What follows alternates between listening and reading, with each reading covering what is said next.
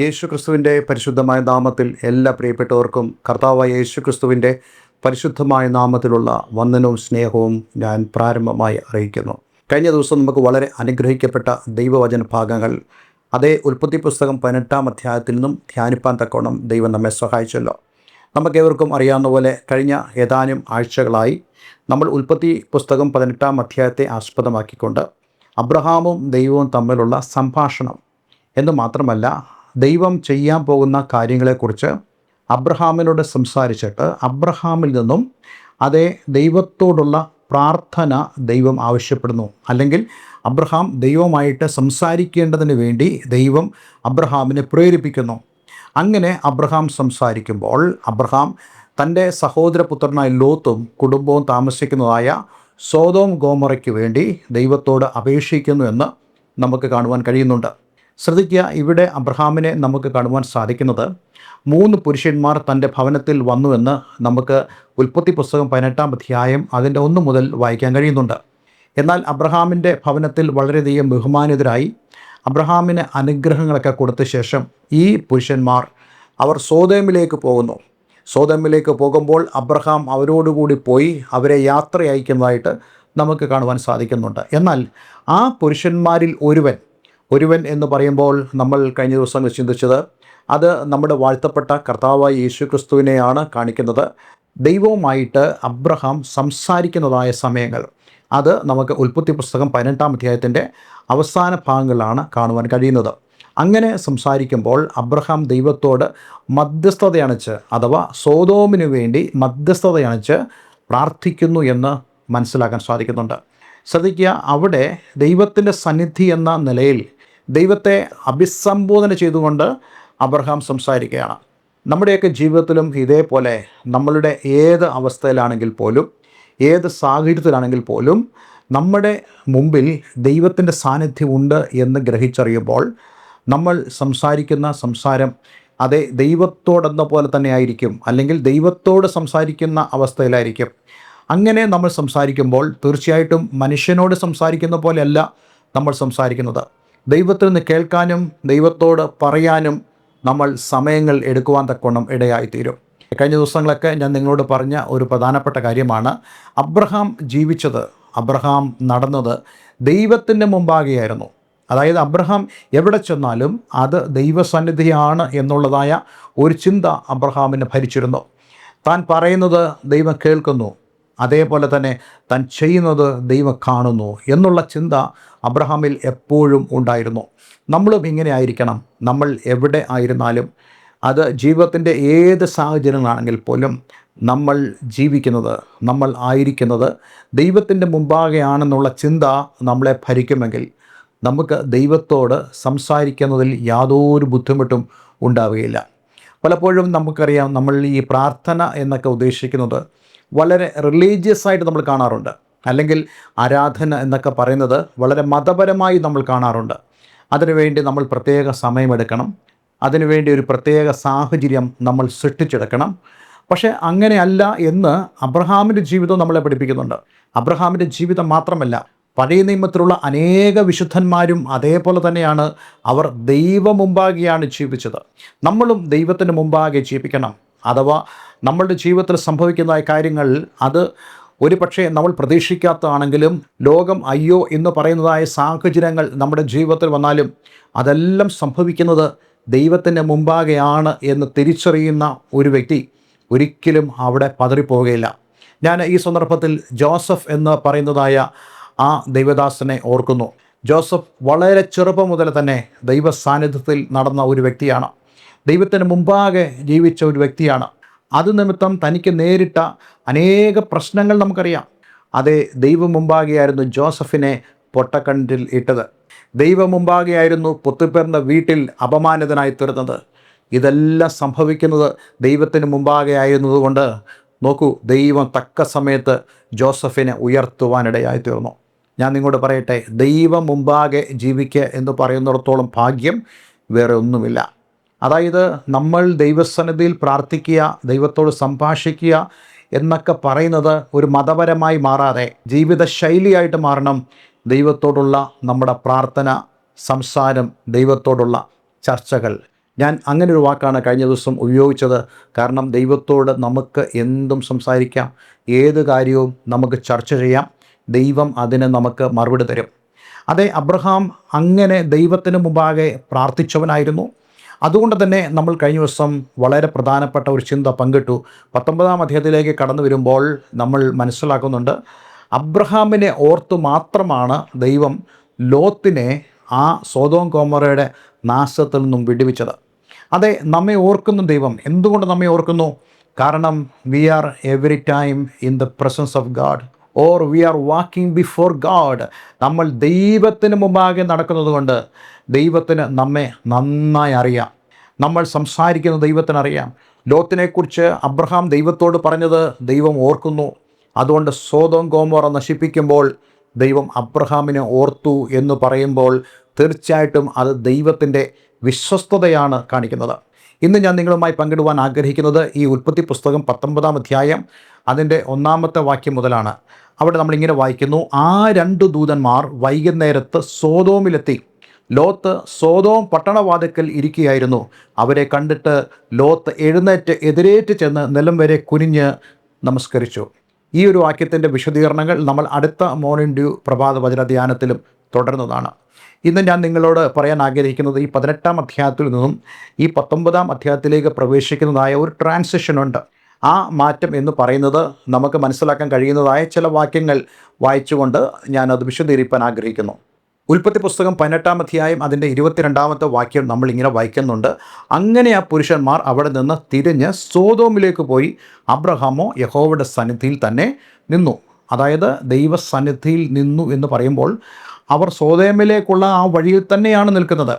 അതിനർത്ഥം ദൈവസന്നിധി എന്ന് പറയുന്നത് ഒരു പ്രത്യേക സ്ഥലമല്ല, മറിച്ച് നമ്മൾ ദൈവത്തോടൊപ്പം ആയിരിക്കുന്ന അല്ലെങ്കിൽ ദൈവത്തിൻ്റെ സാന്നിധ്യം തിരിച്ചറിയുന്നതായ ഏത് സ്ഥലവും ദൈവസന്നിധിയാണ്. അത് നമ്മൾ മറന്നു പോകരുത്.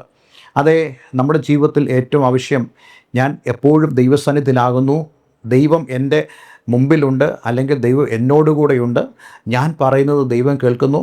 ജീവിതത്തിൽ എത്ര നിരാശയുള്ള സ്ഥലമാണെങ്കിൽ പോലും, എത്ര കൂരുരുൾ നിറഞ്ഞ സ്ഥലമാണെങ്കിൽ പോലും അവിടെ എല്ലാം തന്നെ ദൈവസാന്നിധ്യം നമുക്ക് സെൻസ് ചെയ്യാൻ കഴിയുന്നുണ്ടെങ്കിൽ, മനസ്സിലാക്കാൻ കഴിയുന്നുണ്ടെങ്കിൽ അത്രത്തോളം സുരക്ഷയുള്ള ഒരു സ്ഥലം വേറെ ഉണ്ടാവുകയില്ല. അങ്ങനെ ദൈവസാന്നിധ്യത്തിൽ അബ്രഹാം നിന്നു. നോക്കുക, ഇങ്ങനെ ദൈവസാന്നിധ്യത്തിൽ നിന്നതായ അബ്രഹാമാണ് അന്ന് അവിടെ അബ്രഹാമിൻ്റെ മുമ്പിൽ വന്ന് നിന്നതായ ആ പുരുഷനുമായി സംസാരിക്കാൻ തുടങ്ങിയത്. ആ പുരുഷൻ എന്ന് പറയുന്നത് നമുക്കെല്ലാവർക്കും അറിയാവുന്ന പോലെ അത് നമ്മുടെ കർത്താവ് യേശു ക്രിസ്തുവാണ്. എന്നെ ശ്രദ്ധിക്കുക, ഈ 18-ാം അധ്യായത്തിൽ അതേ മെമ്പറയുടെ തോപ്പിൽ അബ്രഹാം ഇരിക്കുമ്പോൾ അബ്രഹാമിൻ്റെ അടുക്കിലേക്ക് വന്ന പുരുഷന്മാരെ ദൂതന്മാരെന്ന് അവിടെ വിളിച്ചിട്ടില്ല. നമ്മളവിടെ ദൂതന്മാരെന്നൊക്കെ പറയാൻ കാരണം പിന്നീട് 19-ാം അധ്യായത്തിലേക്ക് വരുമ്പോഴാണ് അത് ദൂതന്മാരായിരുന്നു എന്നുള്ള ഒരു സൂചന നമുക്ക് കാണുവാൻ കഴിയുന്നത്. അപ്പോൾ അങ്ങനെയാണെങ്കിൽ ഇവിടെ അബ്രഹാമിൻ്റെ മുമ്പാകെ നിൽക്കുന്നതായ ആ പുരുഷൻ കർത്താവ് യേശു ക്രിസ്തുവിനെ പ്രതിനിധീകരിക്കുമ്പോൾ ദൈവത്താൽ അയക്കപ്പെടുന്ന ദൂതന്മാർ അവർ ഇതാ സൊദോമിലേക്ക് പോകുന്നു എന്നുള്ളതാണ് ഈ 18-ാം അധ്യായം അവസാനിക്കുമ്പോൾ നമുക്ക് മനസ്സിലാക്കാൻ സാധിക്കുന്നത്. അതുകൊണ്ട് തന്നെ 19-ാം അധ്യായത്തിൻ്റെ ആദ്യ ഭാഗത്ത് നമ്മൾ വായിക്കുന്നു, ആ 2 ദൂതന്മാർ അവർ വൈകുന്നേരത്ത് സൊദോമിലെത്തി.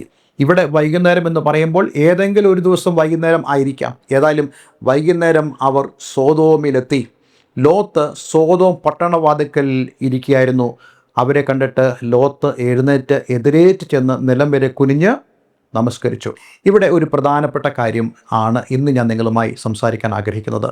ലോത്ത് എവിടെ ഇരിക്കുകയായിരുന്നു? ലോത്ത് സൊദോം പട്ടണവാതിൽക്കൽ ഇരിക്കുകയായിരുന്നു. എന്നാൽ ഇവിടെ ഒരു കമ്പാരിസൺ നമുക്ക് ചെയ്യാൻ സാധിക്കും. ഈ 3 പുരുഷന്മാർ അതേ അബ്രഹാമിൻ്റെ അടുക്കൽ മെമ്പറയുടെ തോപ്പിൽ കടന്നു വന്നപ്പോൾ അബ്രഹാം എവിടെ ഇരിക്കുകയായിരുന്നു? അബ്രഹാം തൻ്റെ കൂടാരവാതിൽക്കൽ ഇരിക്കുകയായിരുന്നു. പക്ഷേ സൊദോമിൽ അതേ ഈ ദൂതന്മാർ ചെന്നപ്പോൾ അതെ അവർ കാണുന്നത് പട്ടണവാതിൽക്കൽ ഇരിക്കുന്നതായ ഒരു ലോത്തിനെയാണ്. ഇത് ഈ 2 പേരുടെയും ആത്മീയ അവസ്ഥയെ കാണിക്കുന്നു. 2 പേരുടെ ആത്മീയ അവസ്ഥ. അതിനർത്ഥം കൂടാരവാതിൽക്കൽ ഇരിക്കുന്നതായ അബ്രഹാം അതേ ദൈവത്തിൻ്റെ വ്യവസ്ഥ പാലിച്ചിരിക്കുന്ന ഒരു വ്യക്തിയായിട്ട് നമുക്ക് മനസ്സിലാക്കാൻ സാധിക്കും. എന്നാൽ ലോത്ത് അങ്ങനെയല്ല. ലോത്ത് പട്ടണവാതിൽക്കൽ ഇരുന്നു, സിറ്റി ഗേറ്റിൽ ഇരുന്നു എന്ന് നമുക്ക് അവിടെ വായിക്കാൻ കഴിയുന്നുണ്ട്. ഈ സൊദോം സിറ്റി ഗേറ്റിൻ്റെ ഒരു പ്രത്യേകത, അന്നത്തെ കാലത്ത് ഇങ്ങനെയുള്ള ഈ പട്ടണവാതിലുകൾ പലപ്പോഴും സിവിക് ലീഡേഴ്സ് ഇരിക്കുന്നതായ ഒരു സ്ഥലമാണ്.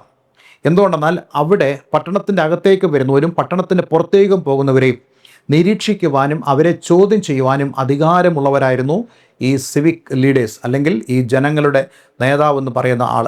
അതേപോലെ തന്നെ പട്ടണത്തിൻ്റെ അകത്ത് ആളുകൾ തമ്മിലുണ്ടാകുന്ന വഴക്കുകൾ, അവരുടെ ഭിന്നതകൾ ഒക്കെ പരിഹരിച്ച് ശരിയാവണ്ണം അവരെ കൊണ്ടുപോകുന്നതായ ഒരു നേതൃത്വം ഈ പട്ടണവാതിക്കൽ എപ്പോഴും ഉണ്ടായിരുന്നു. ലോത്ത് ഈ പട്ടണവാതിക്കൽ ഇരിക്കുക എന്ന് പറഞ്ഞാൽ അദ്ദേഹം അവിടുത്തെ ഒരു സിവിക് ലീഡറാണ്. നോക്കൂ, ലോത്ത് ആരാണ്? അബ്രഹാമിൻ്റെ സഹോദരൻ എന്ന് മാത്രമല്ല, അബ്രഹാമിന് ദൈവം കൊടുത്തതായ വിളിയോട് ചേർന്ന് കുറച്ചു നാൾ അബ്രഹാമിൻ്റെ കൂടെ നടന്നതായ വ്യക്തി. പക്ഷേ ഈ ലോത്തിൻ്റെ പ്രശ്നം എന്തായിരുന്നു? ലോത്ത് എപ്പോഴും ശ്രദ്ധിച്ചത് ദൈവത്തിൻ്റെ വിളിയെക്കുറിച്ചുള്ള ചിന്തകളല്ല, മറിച്ച് തൻ്റെ സ്വന്തം ചിന്തകളാൽ അവൻ നടക്കുന്നവനായിരുന്നു. അവൻ എപ്പോഴും തന്നെ സമൃദ്ധിയെക്കുറിച്ചും അതേപോലെ തന്നെ ദൈവത്തെ കൂടാതെ തന്നെ തനിക്ക് സ്വയം പര്യാപ്തത ഉണ്ടാകണമെന്ന് ചിന്തിക്കുന്ന ഒരു മനുഷ്യനായിരുന്നു ഈ ലോത്ത്. അതുകൊണ്ട് ലോത്ത് എന്ത് ചെയ്തു? സോദോം ദേശം തിരഞ്ഞെടുത്തു എന്ന് നമുക്ക് ഉൽപ്പത്തി പുസ്തകത്തിൽ തന്നെ വായിക്കാൻ കഴിയുന്നുണ്ട്. ആ വേദഭാഗത്തിലേക്ക് ഞാൻ നിങ്ങളെ കൊണ്ടുപോകാൻ ആഗ്രഹിക്കുന്നു. ഉൽപ്പത്തി പുസ്തകം 13-ാം അധ്യായം 10-ാം വാക്യം. അപ്പോൾ ലോത്ത് നോക്കി യോർദാനരികെയുള്ള പ്രദേശമൊക്കെയും നീരോട്ടമുള്ളതെന്ന് കണ്ടു. യഹോവ സോദോമിനെയും ഗൊമോറയെയും നശിപ്പിച്ചതിന് മുമ്പേ അത് യഹോവയുടെ തോട്ടം പോലെയും സോവാർ വരെ മിസ്രയീം ദേശം പോലെ ആയിരുന്നു. അബ്രഹാം കനാൻ ദേശത്ത് പാർത്തു. ലോത്ത് ആ പ്രദേശത്തിലെ പട്ടണങ്ങളിൽ പാർത്ത് സോദോം വരെ കൂടാരം നീക്കി അടിച്ചു. സോദോം നിവാസികൾ ദുഷ്ടന്മാരും യഹോവയുടെ മുമ്പാകെ മഹാപാപികളും ആയിരുന്നു എന്ന് നമ്മൾ വായിക്കുന്നുണ്ട്. അപ്പോൾ അങ്ങനെയാണെങ്കിൽ ഈ ലോത്ത് എന്തുകൊണ്ടാണ് സോദോം തിരഞ്ഞെടുത്തതെന്ന് ചോദിച്ചു കഴിഞ്ഞാൽ, അവിടുത്തെ ആളുകളെ ഒരിക്കലും അവൻ പരിഗണിച്ചില്ല, അവിടുത്തെ പാപത്തെ ഒരിക്കലും അവൻ കണക്കിലെടുത്തില്ല. തീർച്ചയായിട്ടും ഇത്രത്തോളം സ്ഥലത്തെ നിരീക്ഷിക്കുവാനും അതിനെ അപഗ്രഥിക്കാനൊക്കെ കഴിവുള്ളതായ ലോത്തിന് അവിടുത്തെ ആളുകളെ മനസ്സിലാക്കുവാൻ യാതൊരു പ്രയാസവുമില്ലായിരുന്നു. എന്നാൽ അദ്ദേഹം പാപം എന്നുള്ള വിഷയത്തെ കണക്കിലെടുക്കാതെ അല്ലെങ്കിൽ ഗൗരവമായി എടുക്കാതെ ഭൗതികമായ കാര്യത്തിൽ മാത്രം പ്രാധാന്യം കൊടുത്ത് മുന്നോട്ട് പോവുകയാണ്. അങ്ങനെ പോകുന്നതിൻ്റെ അപകടമാണ് ലോത്തിലൂടെ നമുക്ക് കാണുവാൻ സാധിക്കുന്നത്. അങ്ങനെയാണെങ്കിൽ ഈ പട്ടണത്തിലേക്ക് പ്രവേശിച്ച ദൂതന്മാർ കാണുന്നത് പട്ടണവാതിൽക്കലിരിക്കുന്ന ലോത്തിനെയാണെങ്കിൽ, ലോത്ത് അവിടെ ജീവിക്കുന്ന കാലം ആ പട്ടണത്തിലെ അല്ലെങ്കിൽ ആ ദേശത്തിലെ പാപങ്ങളുമായി ഒത്തുതീർപ്പുണ്ടാക്കി മുന്നോട്ട് പോയ ഒരു മനുഷ്യനായിരുന്നു ഈ ലോത്ത്. നമുക്ക് ഒരു ജീവിതത്തിൻ്റെ പ്രധാനപ്പെട്ട പാഠം തരുന്ന ചില ചിത്രങ്ങളാണ് ഈ വേദഭാഗങ്ങളിൽ നമുക്ക് കാണുവാൻ കഴിയുന്നത്.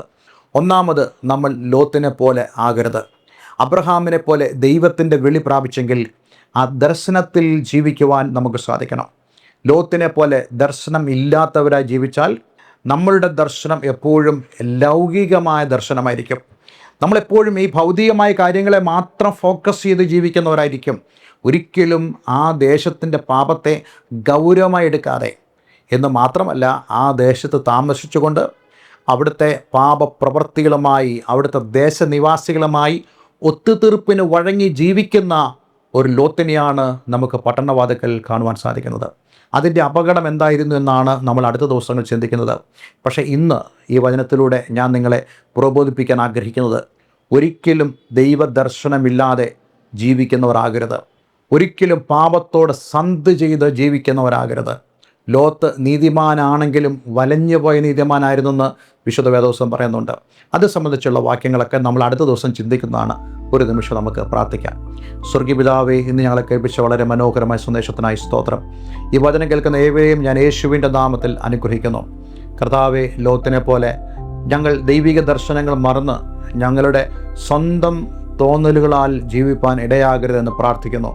അബ്രഹാമിനെ പോലെ എപ്പോഴും ദൈവം മുമ്പാകെ ജീവിക്കുവാൻ ഞങ്ങളെ ഇടയാക്കണമേ, ഞങ്ങളെ പഠിപ്പിക്കണമേ. അതിനായി ഞങ്ങൾ നന്ദി പറയുന്നു. ഈ വചനം കേട്ട ഏവരെയും ഞാൻ യേശുവിൻ്റെ നാമത്തിൽ അനുഗ്രഹിക്കുന്നു. പ്രാർത്ഥന കേട്ടതിന് നന്ദി. യേശു ക്രിസ്തുവിൻ നാമത്തിൽ തന്നെ. ആമേൻ, ആമേൻ. ഇന്നത്തെ വചനധ്യാനം നിങ്ങളുടെ ജീവിതത്തിൽ വളരെ അനുഗ്രഹപ്രദമായി തീർന്നു എന്ന് ഞാൻ വിശ്വസിക്കുന്നു. ദയവായി ഈ സ്ക്രീനിൽ കാണുന്ന ഫോൺ നമ്പറുകളിൽ ഞങ്ങളെ വിളിക്കുക.